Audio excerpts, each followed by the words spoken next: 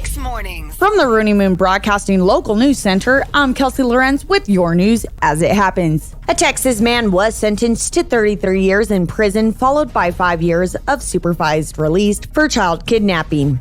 Renee Gloria, 57, of Muleshoe, Texas, was sentenced by U.S. District Judge James Wesley Hendricks of the Northern District of Texas. According to admissions that he made in connection with his guilty plea on December 24, 2018, Gloria lured 2 minor children into his car with the promise of money.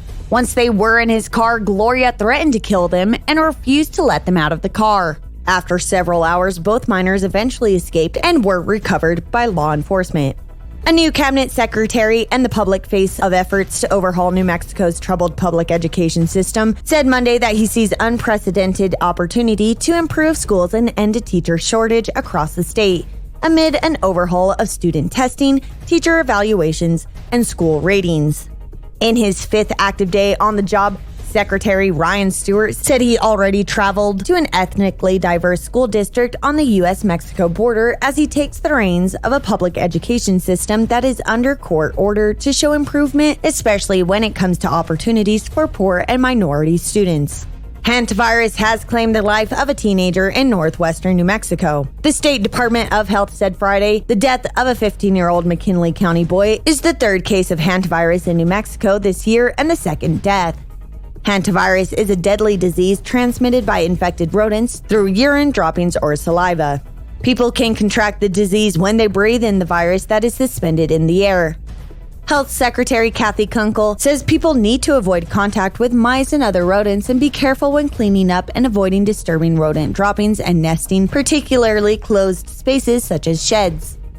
The New Mexico Department of Corrections has spent the last 6 months fighting the release of a 2014 report for not monitoring its inmate medical care contract. The document is a part of a whistleblower lawsuit filed by the department's former Behavioral Health Bureau chief and details an investigation about the lack of audits surrounding inmate medical care in New Mexico's prison systems. Published in June 2014 by the McHard accounting consulting firm, the report substantiated former Behavioral Health Bureau Chief Bianca McDermott's claim about delinquent audits and the Corrections Department alleged retaliation against her.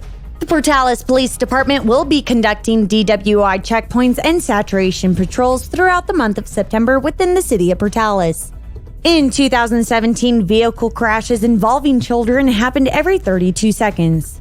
While safe driving can help prevent crashes, a properly installed child safety seat can reduce fatal injuries by 71% for infants and 54% for toddlers in standard passenger cars. New Mexico ranks among the top 5 states with the highest child fatality rates in car crashes. SafeWise evaluated car crash data from 2013 to 2017 from the NHTSA to determine which states in the country had the highest and lowest numbers of child car crash fatalities per 100,000 children. Actor Liam Neeson will be in New Mexico this month filming the border drama The Minutemen. It's the story of a rancher on the Arizona border who becomes an unlikely defender of a young Hispanic boy fleeing cartel assassins. Filming will take place in Albuquerque, Belen, Rio Rancho, and the Jemez Pueblo. The production will employ 90 New Mexico crew members, 15 New Mexico actors, and 150 local background talent.